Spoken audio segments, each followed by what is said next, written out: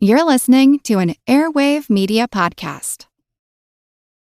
Does Monday at the office feel like a storm? Not with Microsoft Copilot. That feeling when Copilot gets everyone up to speed instantly? It's sunny again. When Copilot simplifies complex data so your teams can act, that sun's shining on a beach. And when Copilot uncovers hidden insights, you're on that beach with your people, and you find buried treasure. That's Microsoft Copilot. Learn more at Microsoft.com/AI for all. I'm Jason Palmer, one of the hosts of The Intelligence, The Economist's daily current affairs podcast. The Economist's award-winning shows make sense of what matters, from our special series on China's president to our weekly podcasts on business, technology, and American politics. Our journalists provide fair, in-depth reporting on the events shaping the world. To get the annual plan for less than $2.50 per month, search for Economist Podcasts Plus to start listening today. Hello everyone and welcome to History of the Second World War.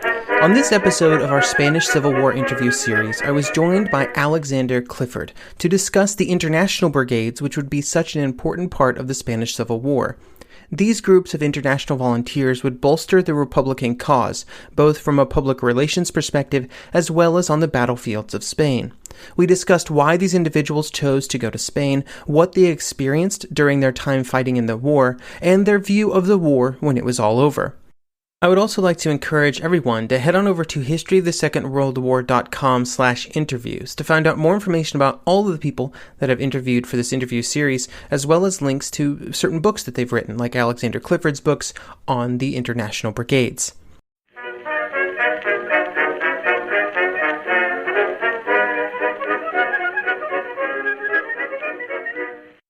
Hello everyone and welcome to the Spanish Civil War interview series. Today I'm here with Alexander Clifford, the author of Fighting for Spain, the International Brigades in the Spanish Civil War, 1936 to 1939, and one of the hosts of the History's Most podcast.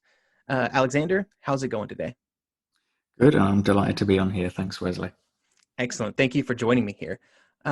So today we're going to talk about the International Brigades, sort of do kind of a deep dive into what those were and what was happening with them. And so I'll just start with a kind of an overview question. How did the International Brigades get started? Why did the fight in Spain garner such emotions in people around the world that would cause them to make a pretty big commitment of going to Spain and fighting? Yeah, I mean, I suppose there's kind of two questions there, isn't it? It's why did people want to go, and how did this all get set up and started? So on the why people wanted to go, I think, the 1930s is it's an age of extremes. That's a common saying about it, isn't it? And you have political extremes, you obviously have economic hardship. And it's a time when these ideas of, fascism, communism, that sort of thing, are really gaining traction, really around the Western world, and particularly obviously in Europe. And what seemed to be happening in Spain, the perception, I would say, of what was happening in Spain, whether or not it was entirely accurate, the perception outside of Spain was that what was happening in this civil war was the great debates of the age, fascism versus communism, democracy versus dictatorship, were being played out, literally being played out in combat on Spanish soil. And so if you had a kind of horse in that race, so to speak, that was where you wanted to go. That was where you wanted to kind of express your support for one side or indeed the other. And whether you went or whether you kind of expressed that support through your writings, a lot of intellectuals, for example, through their art or writing, express support for the Republic. I wanted to, if you don't mind, a quote I think really sums up the fact that these motivations, because I think one thing that, even though, notwithstanding what I've just said, when you make a big decision in your life, it's not usually for one reason. There's usually lots of factors all play a part and reach that big decision. So this is a letter from an American volunteer called James Lardner, and he wrote it to his mother, who didn't know he was going, and he wrote it once he got there. So she couldn't do anything about it. And he said this: "Because I believe that fascism is wrong and must be exterminated, and that liberal democracy, or more probably communism, is right, because my joining the International Brigade might have an effect on the Neutrality Act in the United States, because after the war is over, I shall be a more effective anti-fascist, because in my ambitious quest for knowledge in all fields, I cannot afford in this age to overlook war, because I'm mentally lazy and should like to do some physical work for a change, because I need something remarkable in my background to make up for an unfortunate self-consciousness in social relations.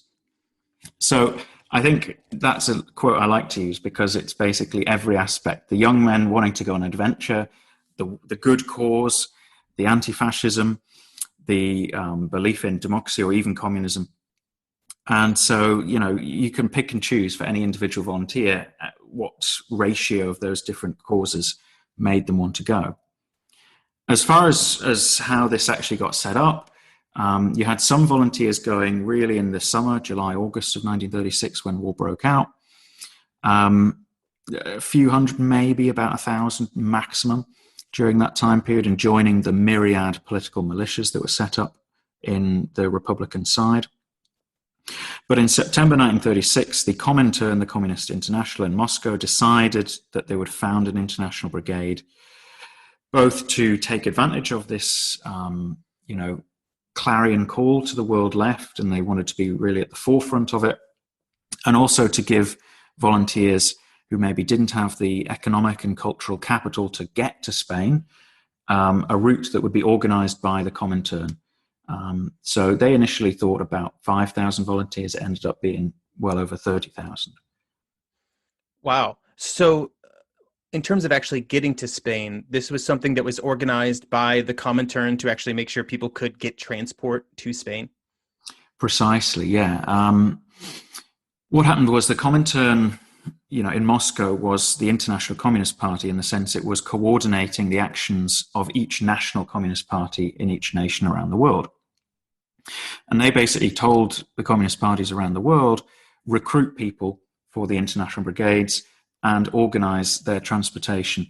It was to France, actually, to Paris, that they had to get them to. And now the Comintern and the French Communist Party would then organize them in Paris, get kind of big groups and get them to Spain across the frontier.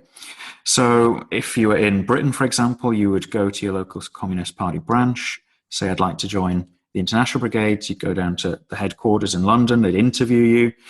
And then if, they thought, at first they wanted people with military experience, but that, as time went on, went by the wayside. But if you kind of passed, if you like, they would basically give you tickets to get to France. Equally, if you're further away, say in the United States, you had to go to New York, where the Communist Party headquarters was. And again, they would organize your tickets, to get a ship across the Atlantic. And it was supposed to be clandestine, because in many countries, Britain and the United States, it was illegal. But in reality, there probably wasn't that much really put in place to stop them. Once you got to Paris, you would be taken down to the frontier, the Pyrenees, and smuggled across by guides across the mountains. Or some volunteers actually went down to Marseille in southern France and took a boat. And so you mentioned that it was illegal for some of these people to, I guess, be doing what they're doing. Was it often the case that that was more of a, technically illegal, but we don't really care too much. We just need to be able to claim to other countries that, we're not letting people do this? Yeah, I think that was the main thing. It was more face saving. There was no real interest in the governments of, say, Britain or the United States of expending a lot of resources in stopping, Reds going off and dying somewhere else. That's all right with us. Exporting them was seen as probably good in some circumstances. And it's not, the only time in history where regimes have thought, extremists going abroad, actually, that'd be quite good for us. And look, there is accounts that I've read from British volunteers that they could see the secret policemen, get on the same train carriage as them, go down to the coast, get on the same ferry as them, follow them across. But they didn't try and stop them or arrest them. The only kind of negative consequence, I suppose, would be, particularly in America, the fact that they'd broken the law, and if they were known to the authorities, is that when you got to the 1950s and McCarthyism, then that can be used against you in that, yes, you did break the law, and you went to fight for what was seen as a communist power. In terms of actually getting across, there was French border patrols, but again, I haven't really come across that much accounts of people being arrested or turned away. Finally, I would say that people who went by boat, there was a slight risk, because I know of at least one occasion where a ship with international volunteers coming from Marseille to Barcelona was torpedoed by either the nationalists or their Italian allies. So that actually would probably be the most risky way of going. So when these volunteers get to Spain, was there any disillusionment about what was actually happening in Spain? Because it seems very plausible to me that sort of the idea of traveling to another country and fighting the good fight against fascism was different than the actual reality of doing so in Spain. Of course, yeah. I would say disillusionment didn't start straight away. It came as a result of, military defeats and casualties. So if you're an International Brigade volunteer, despite obviously the image that I think is associated with it, I would say it's a pretty negative experience, in the sense of you are fighting a lot of very intense battles and losing 9 times out of 10 and suffering very heavy casualties. So the first international units go into action in November 1936, very intense battle around Madrid. There's more battles they're thrown into in December that year, then January and February of 1937. They're used in a big operation in March 1937. They're used in small operations in May and June 37. They're used in major offensives in July and August. I could go on. Basically, there's no respite. They are thrown into the heart of the fire time and again, and the casualty rates are obscene. And they often are for troops used in that way, shock troop units. If your listeners are familiar with, military history, you could look at Australian and Canadian units in World War I. You could look at shock troops used in the Red Army. You could look at Waffen-SS. They suffer massive casualties time and again. And as a result, there's a growing sense of disillusionment and demoralization, because people don't like losing battles, and people don't like seeing their friends being killed. And people don't like fighting for a lost cause either, do they? And there's very much also a sense that because they were volunteers, I think definitely by mid-1937, people who've been there about 6 months, gone through hell, kind of feel like, well, we've done our bit. We have come of our own free will and fought, hard, and we'd quite like to go home. But of course, as is the case in any army, you can volunteer in, but you can't volunteer out. If you volunteer for the British Army in World War I or World War II, you can't suddenly after 6 months go, yeah, it's been pretty rough. I'd like to go now. I don't like trenches. I'd like to go home. Yeah. And I think the International Brigades get quite a lot of stick from well, maybe not necessarily the historians of them, but in the sense of, oh, well, these brave volunteers and how cruel it was. Well, what really can you do? You can't let people leave your army whenever you like. That just simply isn't going to work. And it was also very difficult for home leave, because I've just said it was an illegal journey. You can't really send them back and go, oh, well, come back in 3 days. So it was a pretty grim experience. And the discipline system was harsh. I wouldn't say it was, some people say it was kind of like an extension of the Stalinist terrors. I think that's going way too far. For one thing, we've never found any kind of mass graves of International Brigaders executed or anything like that. But people were shot for cowardice. People who were serial deserters were shot. And much more common, would be if you were a deserter being put in a prison or in a labor battalion for some weeks, which obviously was not a nice experience either. So without doubt, there is demoralization, and it's mainly, as I would argue, as a result of military factors of fighting and dying in very large numbers. You mentioned that there's several thousand that sort of make this journey. Was it like a continuous stream? So like, were there units where there were these people who had been through some stuff, and then there are new sort of idealistic volunteers coming in, and there was like a clash of ideals or anything? That's a really great question. You get the biggest glut is in the kind of autumn winter of 1936 into 37. And you can understand why, because if the Spanish Civil War breaks out in 1936 and you're moved enough to want to fight there, then you probably go in that time period, right? And over time, the influx of volunteers gets gradually less and less and less, because if you wanted to go, you're not going to go 2 years into the war for the most part. You're probably going to go near the start. There's a couple of things happen.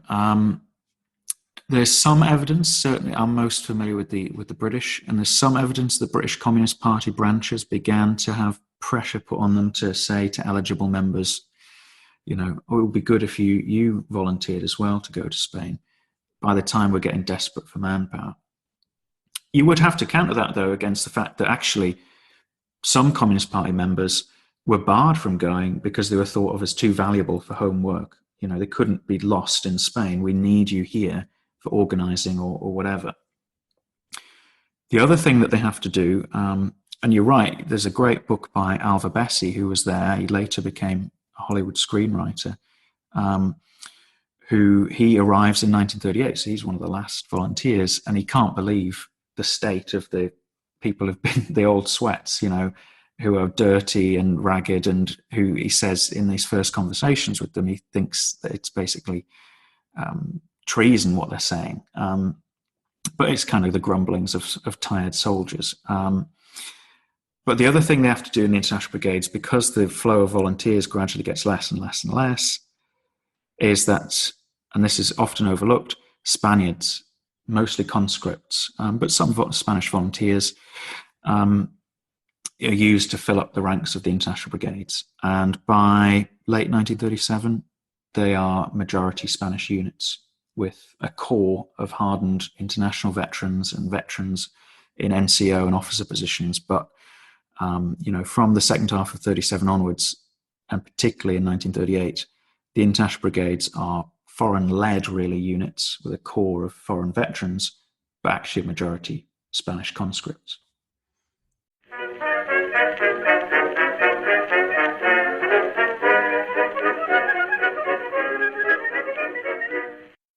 Some of us love history. Others used to or never did, because history was presented as nothing but the rote memorization of names, dates, and facts. Basically, the story got left out, and that made history kind of suck. My name is Greg Jackson. I'm a university professor with a PhD in history, and bringing history to life is my passion. That's why I created my podcast, History That Doesn't Suck. I want to teach you everything you need to know about U.S. history, but I do so through stories. Let me tell you about George Washington begging his men not to mutiny against Congress, Clara Barton saving Union soldiers amid enemy fire, enslaved Frederick Douglass risking his life for liberty, and about so many other figures as their real experiences make industrialization, social movements, and even congressional debates and tax policy come to life. Subscribe to History That Doesn't Suck today, and join me, Professor Greg Jackson, every other week for a new episode, where I'd like to tell you a story. All you need is a few minutes to start your day off with something historic when you listen to the This Day in History podcast. Every day there's a new episode for you to listen and learn about what happened that day way back when. Today could be the day a famous mobster met their end, or the first milestone for humans in space. Who knows what history today holds? Find out when you listen and subscribe to This Day in History wherever you get your podcasts. That's This Day in History wherever you get your podcasts.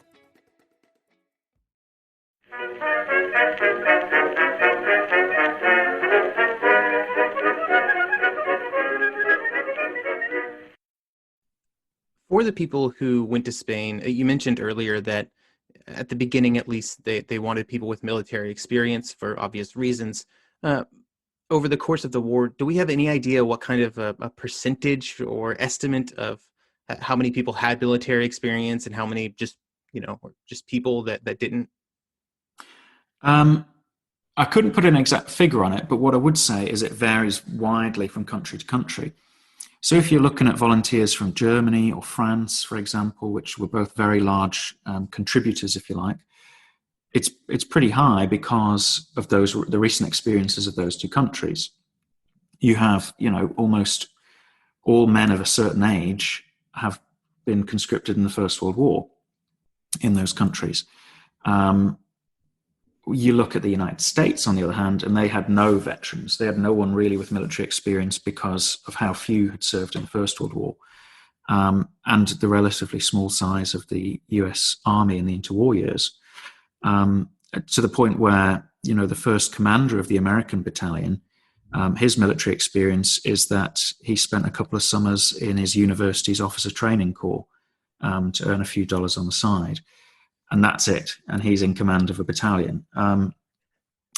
What I would say is that officers in the International Brigades, the people picked for command, always had military experience, pretty much. At the start, they were a mixture of Red Army officers who were foreign. They were not Russians, if you see what I'm saying, which you had kind of leftovers from the Russian Civil War. And then you had people, like I've said, who are, Germans, French, British, whatever, who've got some sort of military experience, whether they were officers in the First World War, maybe enlisted men, or maybe they have been the kind of younger generation are people who've maybe been in the armed forces themselves during the interwar period. So there was definitely a kind of effort to find, at the very least for command and control roles, people who knew what they were doing. As the war goes on and things, aren't going well, and the percentage of Spanish individuals in these units continues to rise, are they still used? Because you mentioned that these are like shock troops for at least the first part of the war. Does that continue even if perhaps the makeup of the units starts to become a lot closer to, I guess, like every other unit in the Republican Army? Yeah. It does. And the reason is this. I think there's a lot of, I would say, controversy maybe about the role of the International Brigades, the combat role. And it has been written that they are kind of just thrown into battles without much training, sacrificed basically like cannon fodder, and thrown into battles by Republican commanders, thrown into the toughest spots without real proper support, and are sacrificed and wasted away, and that they're used as these shock troops. Now, that use obviously has devastating effects, but I would caveat it with this.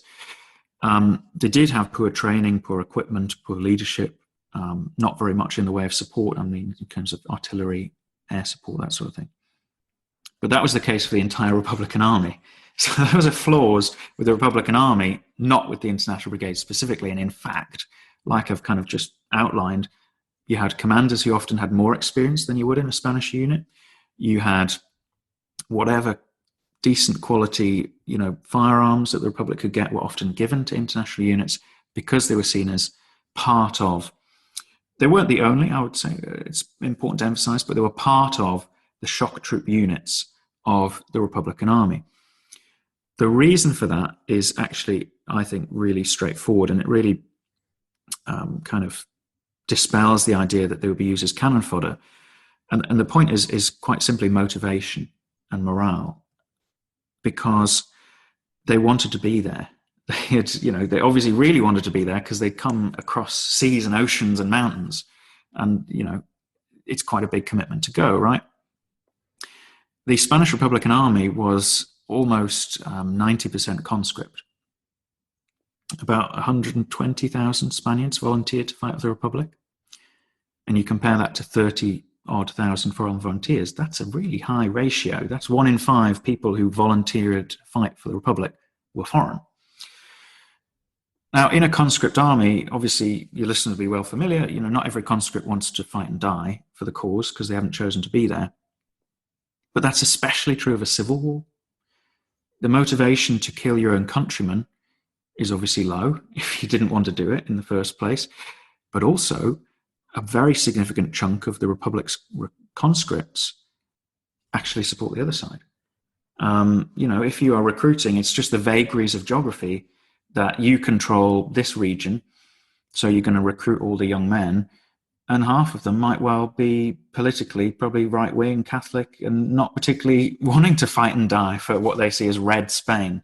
So and I've read quite frank diary of a Republican conscript who enters a town that's just been occupied by the Republicans, and he says, "Another victory for Moscow."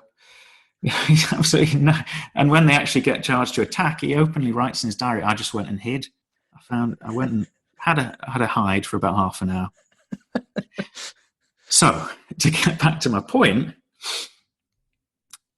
if your army is 90% conscripts and they can't be trusted to fight and die, they can't be trusted to hold a piece of ground or even advance towards an enemy position, then your men who do want to do that are really important, and you are going to have to keep using them no matter how tired they are, because you can rely on them. And brutally, you can rely on them to die for you if you want them to, if you need them to. They will hold a hill for days when another unit would melt away in hours. They will charge against a position when another unit might not even climb out their trenches. You might have a hide for 30 minutes. Yeah, exactly.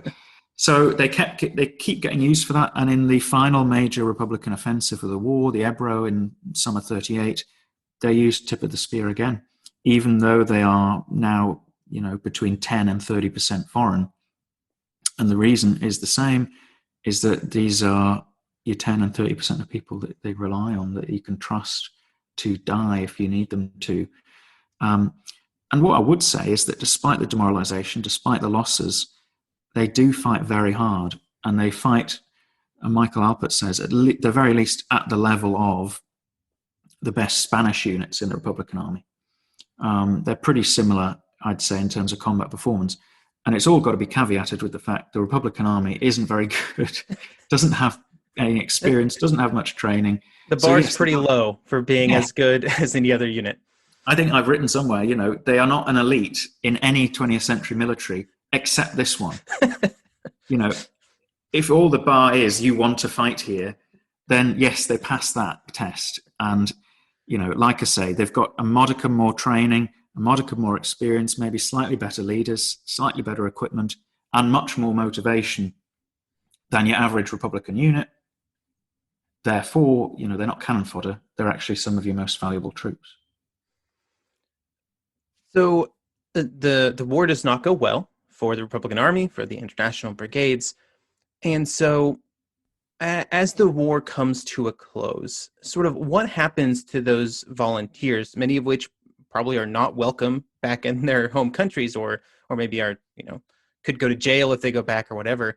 And how did they sort of react to a failure of a cause that they obviously supported in those early days?